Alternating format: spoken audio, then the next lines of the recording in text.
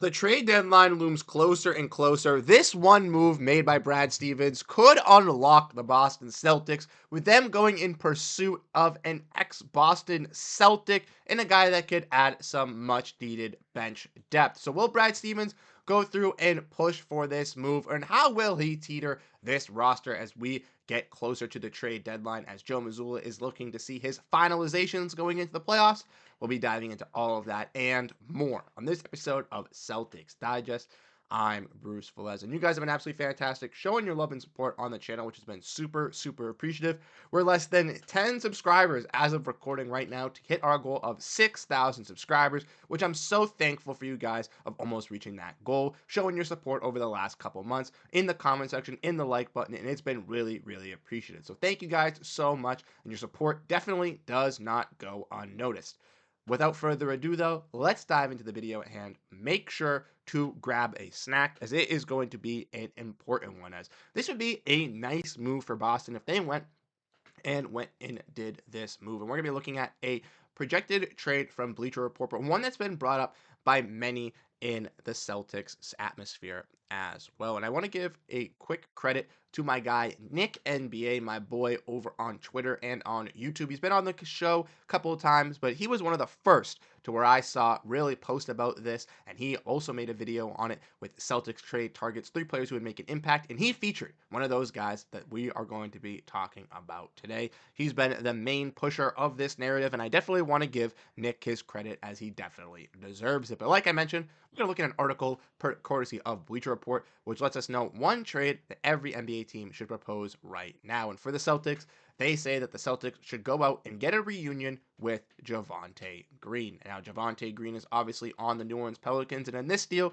the Boston Celtics would be sending their trade piece that has been notably known on the trade market in Jayson Springer for the acquisition of Javonte Green. And in the article, this is the reasoning why behind it. The Celtics don't obviously have a lot of trade assets or salary available available to make a move. They don't need a lot of glaring needs either, so simply adding a veteran depth piece off the bench is likely the only action we'll see out of Boston. Green has played a larger role than expected for an injury-ravaged Pelicans team this season and has been quite good when called upon. In 21 games off the bench, the 31-year-old wing has shot 51.7% from 3, while chipping in 5.1 points, 2.9 rebounds, in 18.4 minutes. And like this article kind of broke down, obviously this Pelicans team has had an enormous amount of injuries to just not only their star players, but role players as well. We saw on opening night DeJounte Murray get hurt. Brandon Ingram's been sidelined for a while. We've also seen guys in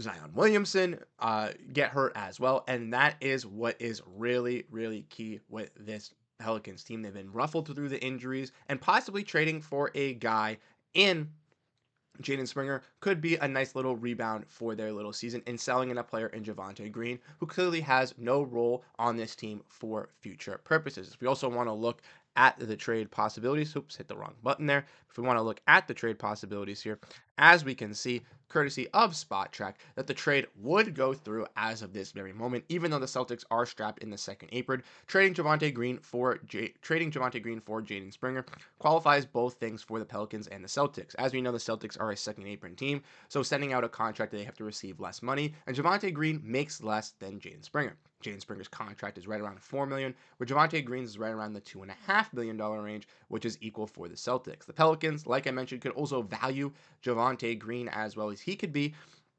a vital piece for their retool/rebuild if they decide to go that route, as he is a nice young defensive guard who has similar qualities to a guard that they already have in Jose Alvarado. Maybe a guy like Alvarado could be a little bit of a mentor for a player like Springer to really unlock his offensive side to match his defensive side to really find a role in the NBA. And speaking for Javonte Green, he obviously would be reuniting back in Boston, a place he is very familiar with, as he had spent some time here earlier in his career with the Celtics. He was on the Chicago Bulls last season after getting promoted late in the season, and he made some really, really keen improvements and showings for the Chicago Bulls team that led him to getting a contract with the Pelicans and staying across the NBA. And I know that the Celtics would definitely welcome a warm welcome reunion with Javonte Green. I know that he'd be able to add some size to that bench unit at that wing position, seemingly filling in for that Jordan Walsh role that maybe he's not necessarily too ready for at this moment. But Javonte Green could be a slot guy who could kind of similarly play different positions for the Celtics team.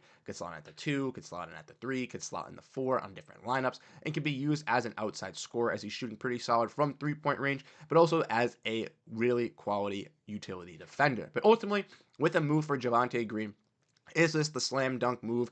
Is this the move that's going to be flashy? No. But is it the move to get it done? I believe so, and one that's possible for both teams to kind of engage with. So I want to know your thoughts down below in the comment section. But as we get into the next part, like I mentioned, is it enough for this Celtics team? We've seen this squad struggle over the last couple weeks, and a lot of fans have grown concern over this Celtics squad and its true trajectory. And I'm one of the fans that is not worried about this team, even through this little bit of a rut. I still feel confident that the Celtics are one of, if not the best team in the Eastern Conference and one of the better teams across the NBA still at this very moment. They still held one of the top offenses, one of the top defenses, and still have a top tier constructed roster of stars and players that will get the job done. I ultimately do believe that they do need some stuff around the edges, and even though Javonte Green might not be enough or that final piece to really sell it home for you for the Celtics, I truly believe that this is an upgrade and a good move for the Celtics. Springer is making $4 million on this Celtics team, and unfortunately for Jaden Springer, gets less playing time than most notable Celtics that make less than him. Guys like Luke Cornett, Namish Queta, Sam Hauser at this very moment because the extension hasn't kicked in, all make less than what Jaden Springer does. Cut that in half, right around $2 million. And they all see impact plays with this Celtics team. And unfortunately for Springer, due to the fact that he hasn't been able to showcase his offensive ability yet and had the opportunity with the Celtics being so competent and competing with some of these teams to showcase that ability, that he hasn't been able to blossom yet. And I truly believe for the Boston Celtics and for Jaden Springer, the best alternative right here is to pursue a trade. The Celtics will save some money in the luxury tax, be able to take on a cheaper contract in Javonte Green, and have a fit for a need that they realistically could utilize, switching in out to replace a Jordan Walsh, while Jaden Springer could also develop and learn how to become a better player, trying to find his role on an NBA team to ensure himself a elongated NBA career. But like I said, I want to know your thoughts down below in the comment section, so flood them down and let us know what you ultimately think about this Boston Celtics team gearing up for these moves. Like I said, the trade deadline is looming. It's a little over 2 weeks away, and the news is going to be starting getting rampant. Even if the Celtics aren't going to be heavily invested in moving any major players or moving any key aspects of their team this trade deadline, the Celtics are getting expensive and do have some pieces around the edges that they could upgrade or could bolster to increase their championship odds. And I do believe a GM and Brad Stevens, who saw that motion last season in moving Delano Banton and Lamar Stevens, will still see that notion and proceed that with the Boston Celtics gearing up for this trade deadline. So I want to know your thoughts, like I said, down below in the comment section. Flood them. Let me know what you ultimately think about this move. Do you think it moves the needle for the Celtics? I think it might not move the needle fully, but this is a move that the Celtics could expect to see get done, or a actual possible deal for Jaden Springer. Like I said, check out Nick's channel as well, as I showed you his little stuff earlier in the introduction. Give him some love, and I'll catch you guys in the next video. You guys have been absolutely fantastic. Have a great rest of your night, and go Boston Celtics. Peace out, everyone.